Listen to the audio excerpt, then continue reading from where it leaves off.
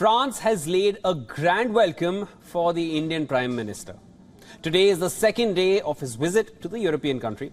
After addressing the Indian diaspora on Thursday, a lot is lined up for the Indian Prime Minister. These include signing some key agreements and attending Bastille Day celebrations, as New Delhi and Paris mark 25 years of partnership. Now, on Thursday, President Macron welcomed Prime Minister Modi at the LSE Palace. Macron, along with his wife Brigitte, posed with Modi as the two leaders went on to attend a working dinner. Shortly after this, the Prime Minister was conferred with Grand Cross of the Legion of Honor. This is France's highest civilian and military honor. Earlier, the French President had delivered an address for the Bastille Day military parade, during which he called India, and I'm quoting him here, a giant in history. The military parade will also see participation from India's Army, Navy and Air Force. New Delhi will also display the 36 Rafale fighter jets which it bought from Paris in 2015. The participation from the Indian military forces also found a place in Macron's speech.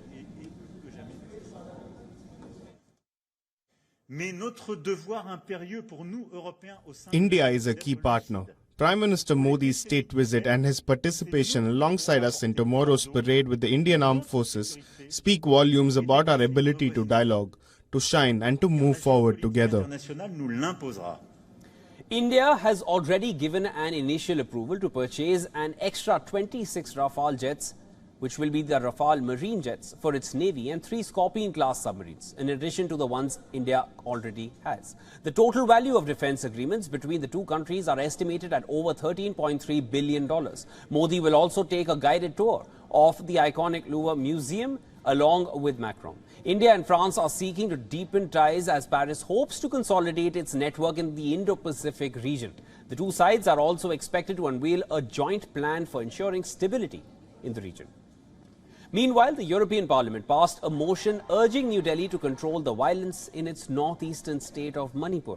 India's Ministry of External Affairs had earlier lambasted the move when it was being discussed in the European Parliament. India calls it an interference in its internal matters. India also referred to it as quote-unquote unacceptable and reflection of colonial mindset.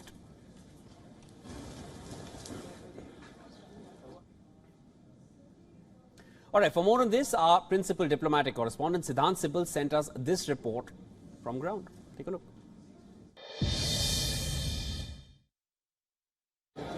Day one of the Indian Prime Minister's presence in Paris was all about reaching out to the members of the diaspora.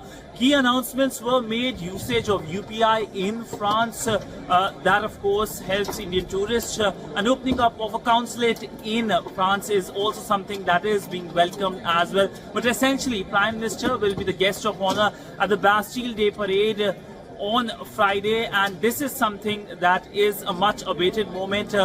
We will see the Indian Armed Services also taking part in the parade, and also Rafale fighter jets doing the fly past, and these will be the moments that will reverberate in the relationship at a time when both India and France are celebrating 25 years of strategic partnership, a partnership that has grown leaps and bounds in several domains, from defense to civil nuclear energy to education and climate change as well. On defense, all eyes will be as to how both countries navigate their relationship, and the announcements that are expected to be made at a time when both countries are looking forward to engage further.